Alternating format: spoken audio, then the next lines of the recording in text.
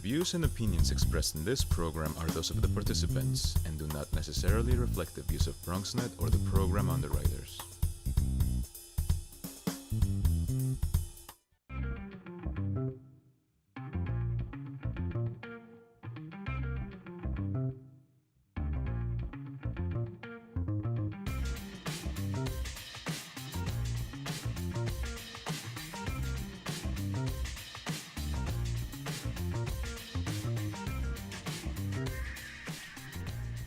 Hey everybody, it is time for the Bronx Buzz. This is BronxNet's TV show where we talk to journalists, photographers, writers, videographers, really anybody who covers the Bronx in one form or another, and try to give you a little insight as to what to think about what they're doing. And it also gives us an opportunity to support the Bronx arts, because in some cases, like this evening, we have two great Bronx photographers with us. They have a show coming up. We're going to talk about that. And then in the second part of our show, we'll talk to a young journalist who's been covering the Bronx. So that's how we're going to do it tonight on the Bronx Buzz. Hello to Eileen McNamee. Nice to have you with us. Thank you for having me. And also Walter Pofeldt. Nice to have you with us. Both of you once again. The last time you were here, we went to Africa, right? You took us to Africa. We had the pictures of the lions, the tigers, and bears. But tell me what's coming up. Well, this time we're working with the Bronx Photographers Coalition as part of a club. And so our club is having an exhibit over at Vladeck Hall over in the Amalgamated. Van Cortlandt Village. In Van Cortlandt Village, specific, yes. right. And so we're going to have an exhibit going on this coming Saturday and Sunday, from 12 to 5. And it's a group of about 8 of us. I was going to ask how many photographers. About 8 of us, and we have 25 pictures currently. And it's going to be how our members see the Bronx.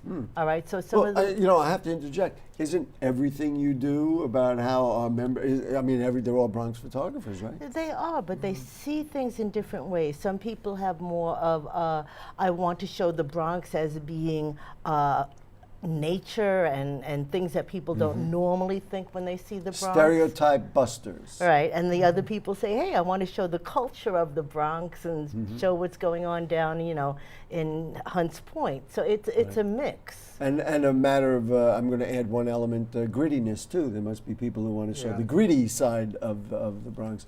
So there are 8 photographers. And I just want to establish the group a little bit. You meet on a regular basis, right? We do. And what do you do at these meetings? Is it a matter of what'd you shoot this week? What'd you shoot that week? How does that work? We usually have a time period where we show anything that we've done new, but also people have various projects that they're going on, or we have exhibits that are going on that we have to plan for.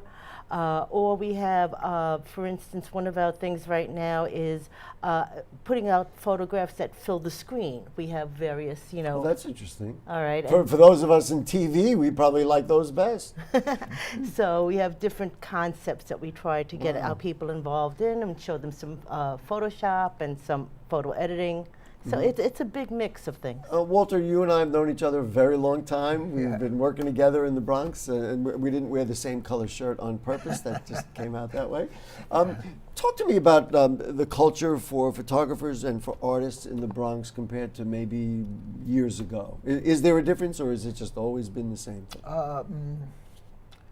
Well, when I started, I worked for the Bronx Times. And so that was kind of a different thing, but I always had to think for street photography. And I kind of like candid shots, not posed, as opposed to... Well, you probably had to do enough of those. I mean, a lot of the journalism shots, especially the Bronx Times, are photo ops and all that kind of thing. But the photographers in our club all have different point of views. And we have some very good photographers.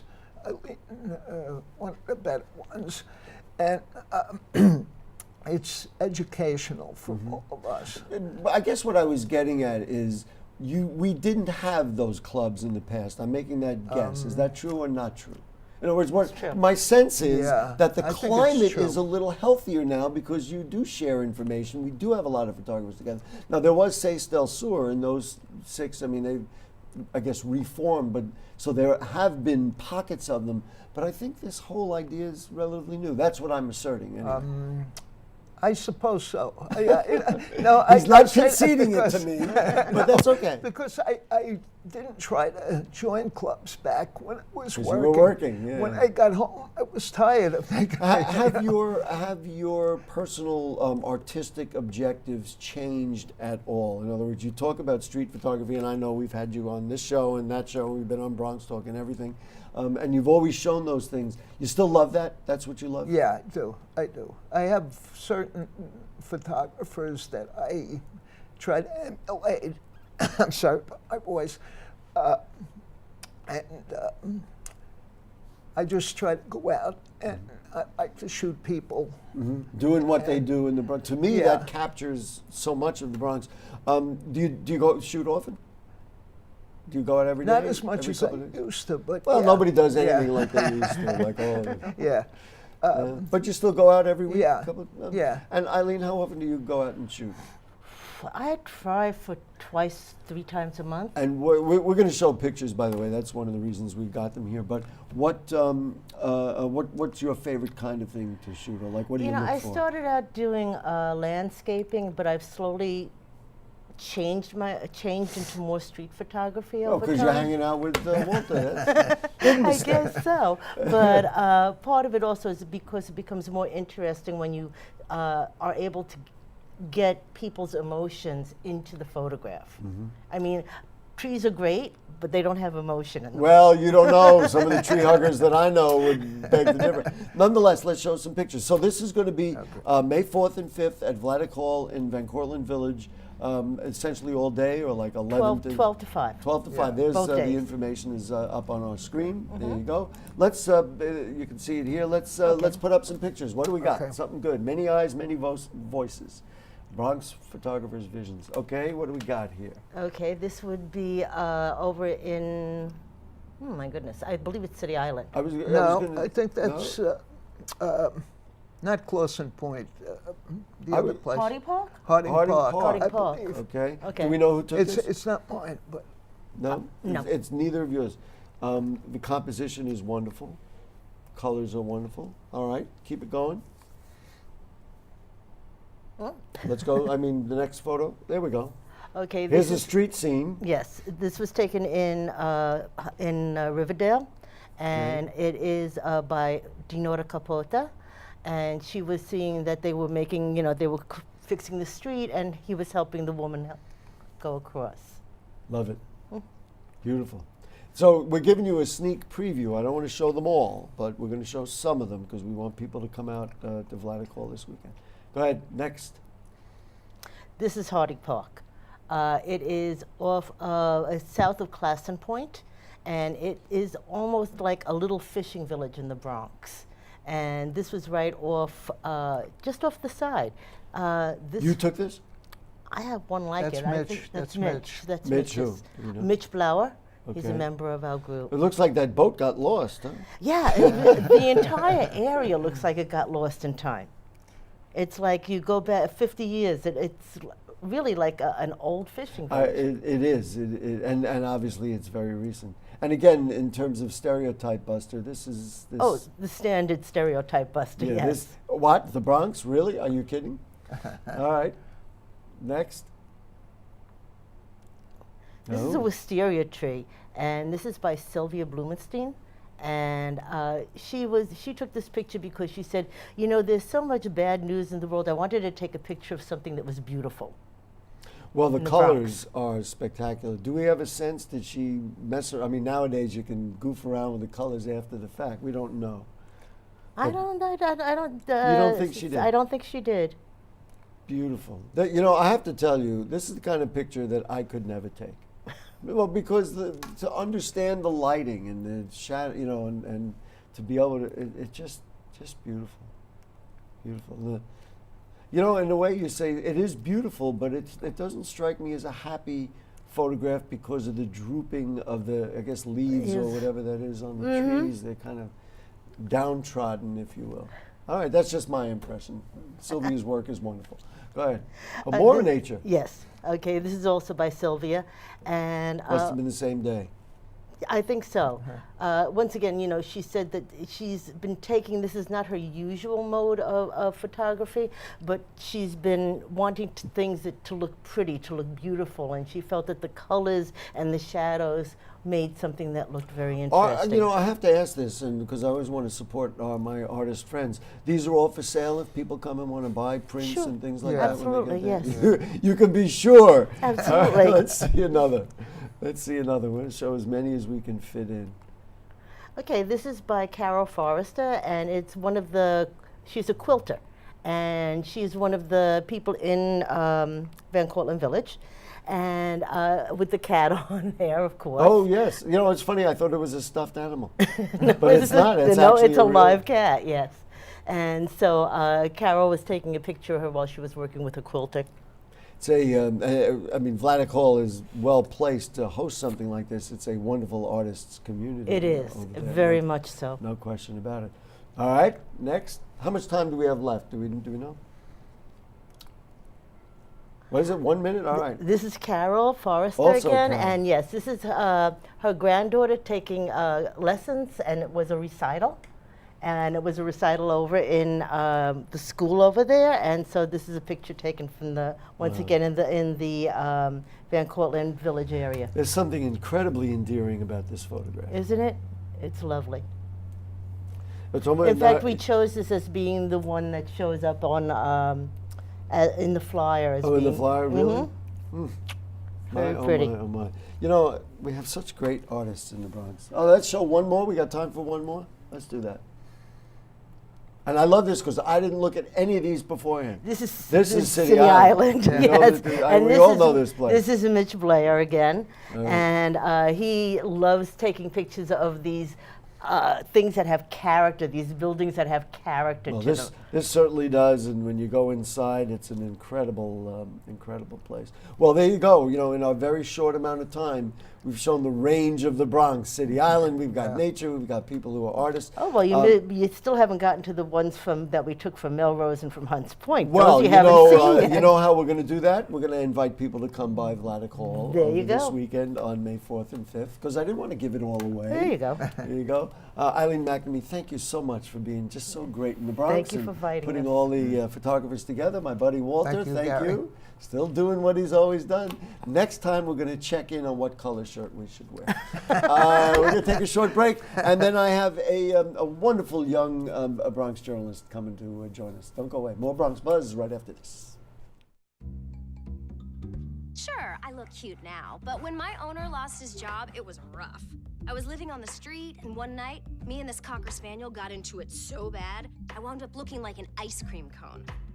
I cried a little bit, but thankfully I got rescued, so I'm running, I'm jumping, all back to my old self, and I'm ready to give unconditional love, even if you put a lampshade on my head.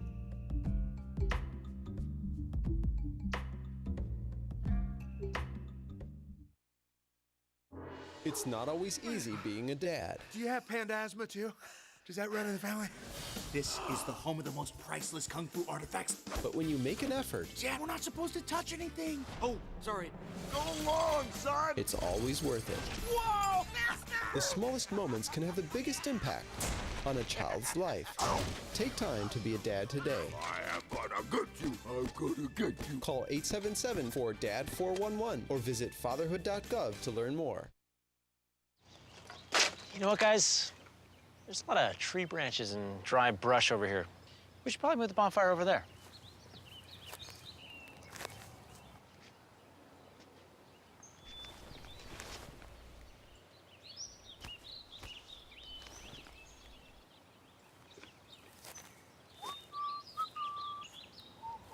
I'm guessing Smokey liked that idea.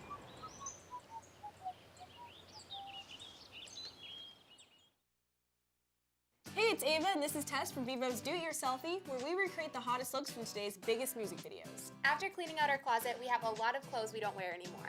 Like this old t-shirt. It's not garbage, it's actually a brand new rug. And to make it, all you need to do is cut, tie, and glue. Cut the t-shirt into strips Tie the strips into knots. and glue the knots to the bath mat. I love it. Give your garbage another life. And recycle.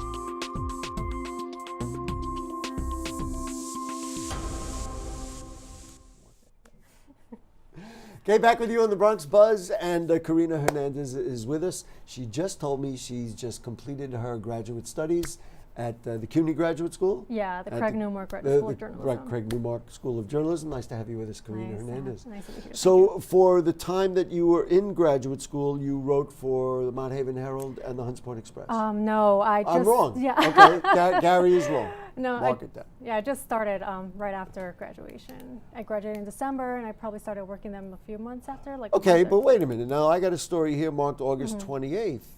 That was not for one of those papers? No, that's for the Hackender Report. Over the summer, I did an internship with them. Where are you from? So I am from Queens. Okay, she told me that, and we're going to forgive her. Go ahead. Yeah, I'm from Queens, born and raised here in New York. Travel to the Bronx a lot nowadays for the Mount Haven Herald and Hunts Point Express. High school and college? Where? High school and college here in New York too. High school, I went to High School of Fashion Industries. Okay, that was in Manhattan. That's in Manhattan. And west side of Manhattan. Yeah, and for undergrad, I went to City College. Okay. What captivated you about journalism that made you say, you know what, not only do I want to study this, I want to keep going forward? Right. So in undergrad, I was actually an advertising and PR major, but I also did a minor in journalism. And in my last semester, I did a TV journalism course, which I really enjoyed. I was like the producer of my group, and so I kind of enjoyed bossing people around. Nobody bosses Gary around, although that's quite not true, but that's okay. Yeah, so I really enjoyed that. But like even before then, journalism had always been a profession that I respected and admired. You know, my mother, when she came to New York, she watched the Today Show. So every morning before getting ready to go to school, it was part of the dialogue. It was part of that, you know, watching the Today Show while eating breakfast. Well, are there types of stories you like to cover that are better than other stories? Or you say, oh, good, I'm going to do this? Or is it, doesn't matter, I'll go anyway? Well, I wouldn't say they're better than any other topics, but I think I'm usually more drawn to stories that involve like Latinx communities or just immigrant communities in general. As you can see, I've written a lot about that. From what you did. Yeah. Well, let's talk about this first one. This is the one that came out in August. And this is an ongoing dialogue, and that is from the Urban Assembly Bronx Academy of Letters. There is great dissatisfaction with the opportunities that young people there and in many of the small schools have to play PSAL sports. Talk to me a little bit about what you found, what you discovered, and what it's about. Yeah, unfortunately, a lot of these small schools, they tend to serve communities that are mostly Black and Latinx communities. So these students, they filed a lawsuit last summer. It's still ongoing, but you know, they claim that they've been deprived of athletic opportunities. But now, this spring semester, the PSAL kind of started a program with 26 schools in the Bronx, Brooklyn, and then Manhattan. I think the mayor announced that. Yeah, that is since the article was written. Yeah, the chancellor, he announced that. So that's still ongoing. So one of the suggestions that they did in the lawsuit is that in order to provide more opportunities for these students, is they should create like an umbrella program where, you know, neighboring schools can partner up and have like their own team, and that's what they're doing right now. That is a good start. I remember the reaction to the mayor's proposal was, you know, we don't want breadcrumbs. We want the full loaf of bread, so to speak. But at least it was a start. I guess for you as a journalist, that's a compelling story because that's underserved populations. You get to tell a story that a lot of people don't know about. Right. And you know, being in a sports team in general, it's usually a good thing. It provides scholarships to some of these students to go to college. Also, it kind of gives them a sense of responsibility. That's what some of the students told me. You know, they weren't in a sports teams. They would probably not be doing anything. I've done a lot of work on this. I mean, it helps you develop strategy. It helps you develop discipline. It helps you develop time management. And especially for young women who might not get the guys are always hanging around the basketball court, but they'll get the competitiveness so that even if they never go into sports, but if they're sitting around a boardroom and are in competition at work, they stand up. And so I'm totally with you. I'm totally with David Garcia Rosen, who's for it. That's my. It's a talk show. I can advocate. A journalist has to tell this story, but that's my thing. Another story you did was this idea, and the whole Trump administration attitude toward immigrants is one thing. We don't necessarily need to debate that, but you wrote a piece, I guess it was for WNYC, Yeah, WNYC. About immigrants who have HIV issues. This immigration issue comes into play. Explain what is going on here. Yeah, so last year the Department of Homeland Security released a proposal to expand public benefits that are considered when folks apply for green card applications. So if currently whoever uses SSI or TANF public benefits, they are most likely to see their green card applications or visa applications denied. But now they want to expand the public benefits that are considered. So anyone who uses SNAP, those are food stamps, whoever uses Medicaid or housing vouchers, they will probably have their applications denied. But one thing I kind of noticed is that, for immigrants that rely on Medicaid or just other programs for HIV medication, there's a lot of fear that will go against start the ball rolling to Right. have something even worse happen. Yeah, so I spoke with numerous organizations around New York, and they told me that a lot of clients, they're either cutting off their medication, or they're even thinking about it. So of course, there's just a lot of fear. And well, that fear turns into disease, and that becomes a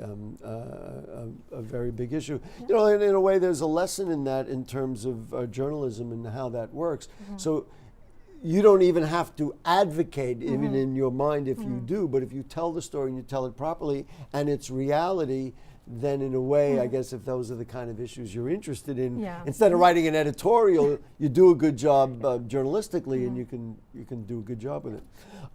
This, I thought, was also a fascinating piece that you did about elevator repairs at the 149th Street Grand Concourse Station. That's right by, I'm preaching the choir, she knows, it's right by Host Community College. It is a major thoroughfare, and the repairs now are delayed. I mean, you almost can't even conceive of something so silly. Tell me all about it. Yeah, so back in 2015, I think the MTA announced that they were going to repair the elevators that were shut down a while ago. And the design was supposed to start like in 2016.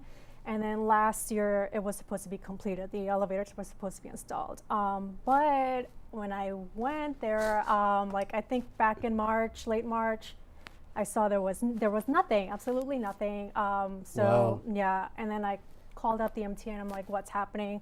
Turns out they're still in the design phase, and I think construction might start later this year. And I'm smiling because it's like, how long does it take? You're either going to do it or not do it. Yeah, after 4 years of promising in this community that they were going to bring elevators. And I hadn't read this anywhere else, and so kudos to you for finding it. Do you find you look around for stories, or do they come to you? I mean, just how do you go about finding it? So have your antenna up? No, so actually that came from a tip from a reader. The editor needed somebody to look into it to see if it's actually an issue or not. So I did mention this was a Mott Haven Herald Mott story. Haven Herald, yeah. Right. So that was a reader that I sent that to. So now you have completed your studies? Yes. So you have a master's degree? A master's degree in journalism. Ladies and gentlemen, congratulations. I guess the first question is, did you enjoy covering things in the Bronx? Have you enjoyed being in the Bronx? Yeah, totally. A Queens girl in the Bronx. A Queens girl in the Bronx. No, yeah, I have. Yeah, there's a lot of passion in these communities about everything that's going on. That's what you found? Yeah, definitely. I'm always interested, and which we do on this show a lot, is we ask journalists who come from other places, what's it been like? Because it's very interesting. So for you, it's a passion. People really, right? If you ask about an issue, they'll tell you. Yeah, definitely. I mean, that story about the elevators, for instance, they just see and all of the three issues that we talked about here. And for me, and I've obviously been here much longer than you, it's almost like undiscovered territory. That every time you do a story in the Bronx, it's like people are like, whoa, who knew? Even though we've been here for 100 years and we have 1.4 million people, but it's still, you could just open a door and find something behind it. Still a new experience, yeah. Right. What are plans now that we're graduated? Now that we're graduated, what's next? What happens? Well, hopefully I can keep freelancing for Mott Haven Herald and the Hunts Point Express, and hopefully Find some work. Yeah, find some work, of course. Of course. But as long as I can report in the Bronx, I'll be happy. Yeah, I would love it because you obviously have an interest. I like the fact that you come with a little edge. You say, you wanted the things that you've already talked about. So good luck to you. Thank you. Ladies and gentlemen, we got a chance to meet Karina Hernandez. What we're hoping and expecting, one day we will open up the New York Times and there'll be some really cool stories about immigrants or about other things going on in the Bronx. We'll say, oh, we got to meet Karina Hernandez here on the Bronx Buzz. Do you really like covering the Bronx, or is it just because you've been here? In other words, you'd look for an opportunity here if you could get it. I mean, it's because I looked for the opportunity. I found out that the Mott Haven Herald needed freelance. We have such a need here. And there really is a need, especially in Mott Haven Herald, and just in the Bronx in general. It's always kind of neglected and ignored in a way. Right. So just to contribute to local reporting, I'm always happy to do that. Wow, tremendous. Listen, it's just been a delight to meet you, and that's literally what this program is about, to find out young people who are really working hard and understanding this very complex, crazy borough of the Bronx. Thank you so much, Karina Hernandez. Thank you for having me. All right. We guess what happens now? I'm sorry to say that's the end of our program. We will see you next week here in the Bronx Buzz with more. Don't forget, Bronx Talk is Monday nights at 9 o'clock. This week we're going to talk about City Island and their Via Community Day, which is going to be very exciting, coming up next Friday. Good night.